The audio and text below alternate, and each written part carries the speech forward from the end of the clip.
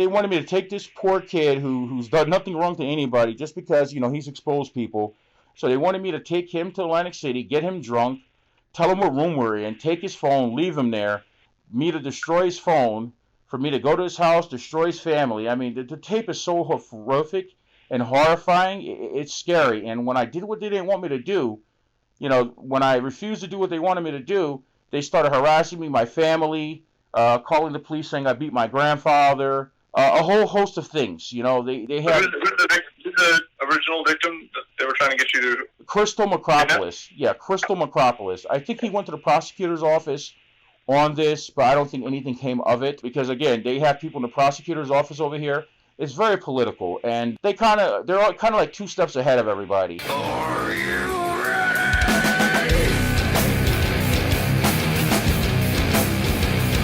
Yes. If you look on the channel Woofly Gladly, I'll spell it out to you.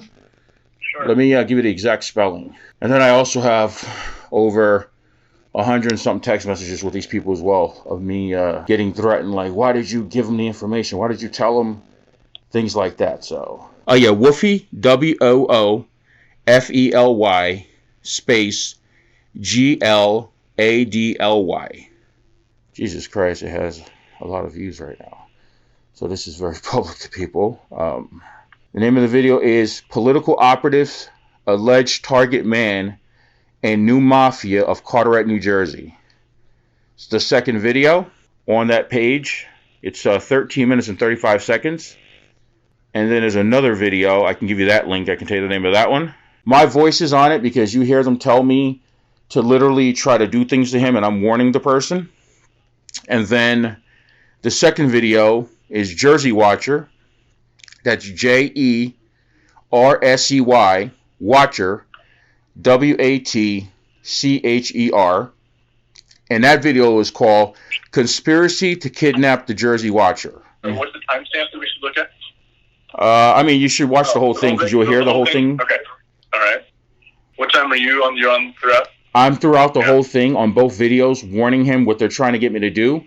And then he actually calls them up on the phone, explaining, say, hey, the stuff you had him trying to do, he failed at it, and I was sitting with him the whole time. And then you hear the other people call me who alleged didn't have anything to do with it, call me right away and say, hey, we got caught.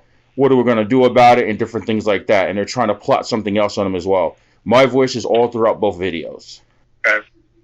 So I definitely wanted to report this to someone to look into this because they have caused damage to this man's home. They've done over $2,000 worth of damage to his house. They threaten me almost on an everyday basis, telling me if I don't do what they want me to do, they're going to do something to me. How did they come upon you? What's the situation? Just so I can get some backstory. Yeah, I mean, we all at one point in time were part of the Republican organization here in Middlesex County. Mm-hmm. And it got to the point that it turned into not just a Republican organization. I would have to say it was more of an organized crime organization, to be honest. The things they used to do to people. So many things. I mean, it's a huge thing. I mean, it's so much that's transpired to this point in time. This is ongoing for 2 years, this organization. And when they found out that they were exposed and somebody had them all taped of them saying, things to commit crimes, now they're running scared, trying to threaten people, blackmail people with their careers, and threaten them and all kinds of things. I mean, it's bad. When you hear the tape, you'll pretty much understand a little more of it. Mm-hmm. Okay. Do you have another line of work in addition to the Coast Guard Auxiliary, or? Yes, I also do a little bit of hotel management consulting for multiple companies. Okay. But these guys are threatening me because they have access to these videos. They've seen them because he's posted the videos. He's actually called them out on it. And every day they're text messaging me like, what you got to do? You got to go do this. You got to do that. You got to get rid of this. You got to get rid of that. And I'm just saving all the text messages. Like I said, local law enforcement is not going to do anything about it because they're very connected over here. And you're in Carteret? I'm in Perth Amboy. Okay. No, that's why I called the U.S. Attorney's Office because, I'm being harassed and technically I'm a federal employee. I have a federal ID and I was going to report it to the Coast Guard. I did speak to my commander about it and he told me to reach out to the U.S. Attorney's Office. So. Got it. Are these threats? They're threats because I didn't do what they wanted me to do. They wanted me to take this poor kid who's done nothing wrong to anybody just because, he's exposed people. So they wanted me to take him to Atlantic City, get him drunk, tell him what room we're in, take his phone, leave him there, me to destroy his phone, for me to go to his house, destroy his family. I mean, the tape is so horrific and horrifying. It's scary. And when I did what they didn't want me to do, when I refused to do what they wanted me to do, they started harassing me, my family, calling the police saying I beat my grandfather, a whole host of things. They had Who's the original victim that they were trying to get you to? Crystal Macropolis. Yeah, Crystal Macropolis. I think he went to the prosecutor's office on this, but I don't think anything came of it because, again, they have people in the prosecutor's office over here. It's very political, and they're kind of like 2 steps ahead of everybody, if you want my personal opinion, and it's just ongoing. I mean, they harassed the poor mayor of Carteret. I mean, there's just so much going on with these guys. These guys are definitely organized crime of what they're doing to people. And if you don't do what they say, they'll try to destroy you, they'll try to hurt you, all kinds of things like this. And, I took an oath and an obligation to the Constitution last year when I joined the auxiliary, and I can't allow this to go on. Not just because my life may be in a significant risk of danger, but I took an oath to the Constitution, and I'm not going to watch a person get hurt or do anything criminal to hurt a person. That's why I'm reporting it, and hopefully somebody can look into it and do something about it. Because how do you spell Crystal Macropolis? His name, it's on the video actually. If you look on the video, they have his name exactly on there. Okay. And he has over 100 recordings of these people telling him to go after mayors.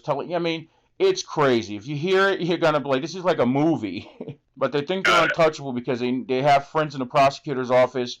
They have a few deputy sheriffs who runs people's information for them to give them information on people that, people shouldn't have.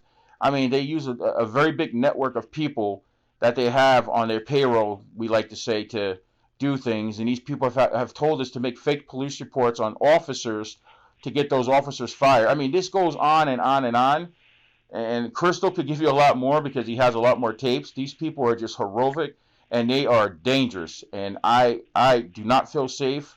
And they know every time I go to local law enforcement, because they have a lot of people inside that local law enforcement, and they know every move that I make. But I don't think they were expecting me to call the U.S. Attorney's Office today after speaking to my commander about the situation. So there's no way they know that I'm speaking to you guys. Mm-hmm. Mm-hmm. All right. Well, let me try and get an agent and have them give you a call back and get some more of this information. Let me try and find that out. So this is a good number to reach you on, right? Yes, this is my cell number. Okay. Yeah, we're going to take a look at this, and I'll make sure that we get this to the right spot and have somebody give you a call back to get some more of this information and take the next steps. Perfect. Right. I appreciate it, sir. Thank you. You got it.